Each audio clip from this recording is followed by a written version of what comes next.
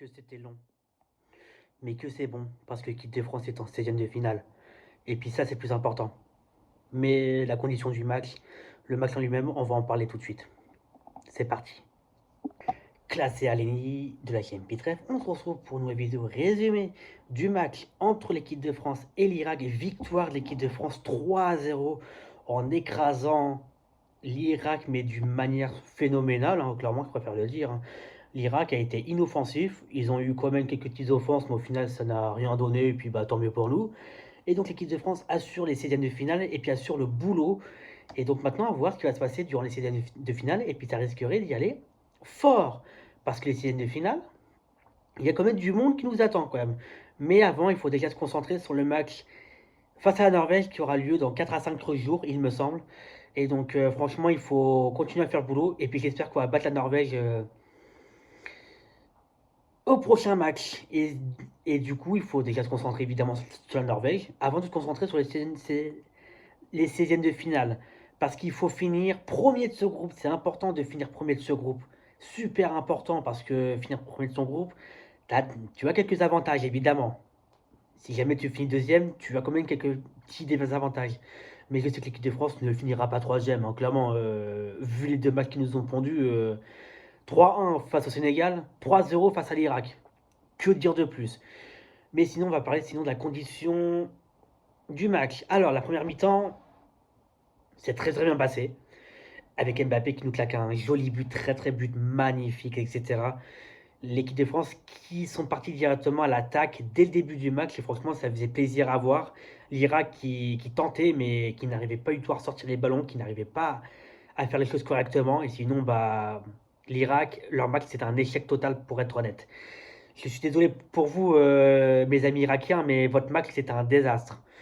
Et donc maintenant on va parler également du désastre météorologique. C'est parce que oui à la mi-temps, on a eu une mi-temps quand même de 2 heures à cause des conditions météorologiques assez compliquées, avec de la pluie. Il pleuvait, mais comme jamais il pleuvait. J'ai jamais vu une pluie aussi forte de toute ma vie, je crois.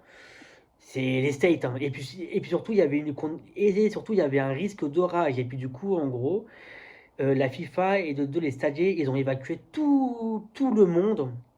C'est parce qu'il y avait des orages. Et puis oui, ça avait été prévu déjà la veille qu'il y aurait des risques d'orage à 50% ou à 40%. Dites-le moi en commentaire si jamais je me trompe.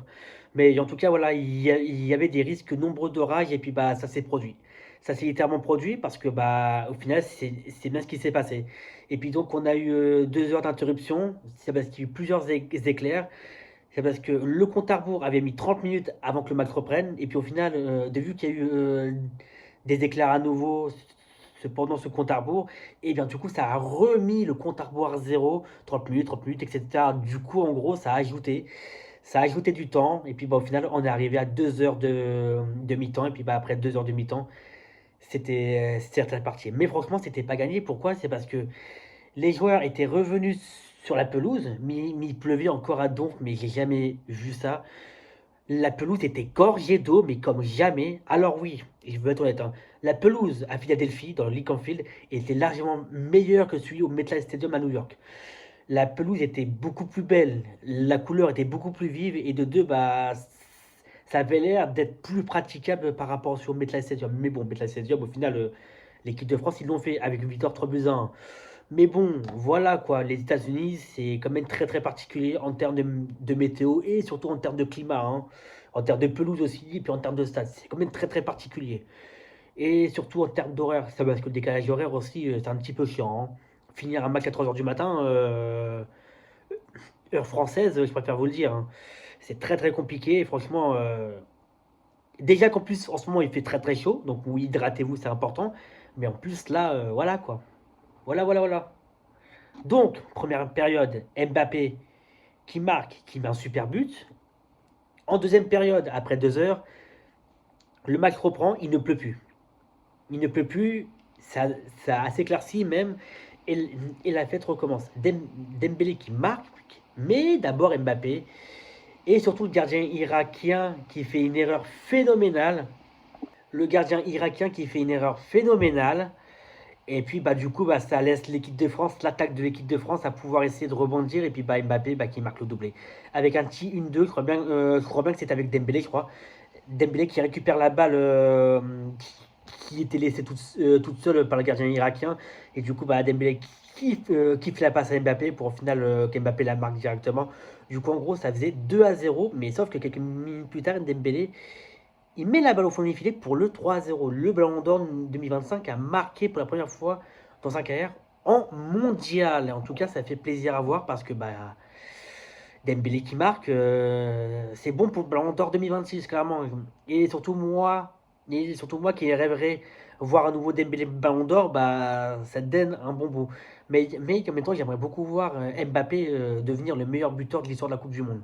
Ça serait vraiment pas cher payé, franchement, ça serait pas mal. Et sinon, en globalité, pour le match, ça a été très très bien pour l'équipe de France. L'Irak, catastrophe. Catastrophique pour l'Irak. Et franchement, il leur donnera une note de 2 sur 20, littéralement, ou sinon 2 sur 10. Hein. C'est à fonction de vous. Si jamais vous voulez donner une note en commentaire, hein, n'hésitez pas, hein, vraiment. Mais moi, il donnerait clairement une note de 2 ou 3 sur 10 sur la performance d'Irak. Hein. Et sinon, pour la performance de l'équipe de France, c'est clairement un 9 sur 10 ou sinon un 10 sur 10. Hein. Je mets jamais la note maximale parce que bah, personne n'est parfait. Et puis même l'équipe de France n'est pas parfaite. Hein. Ce qu'on a vu au premier match, la première mi-temps, c'était loin d'être parfait. Puis au final, voilà quoi. Et j'espère vraiment que face à la Norvège, ça va continuer. Même si bon, même si on vit une première période assez compliquée, que c'est très bien que l'équipe de France peut rebondir à tout moment en seconde période. En tout cas, j'espère vraiment qu'on va gagner face à la Norvège, surtout que la Norvège est en plein bourg. Donc bon, c'est moins qu'on puisse dire. Haaland, Odegaard, etc. Ils sont tous très très bons.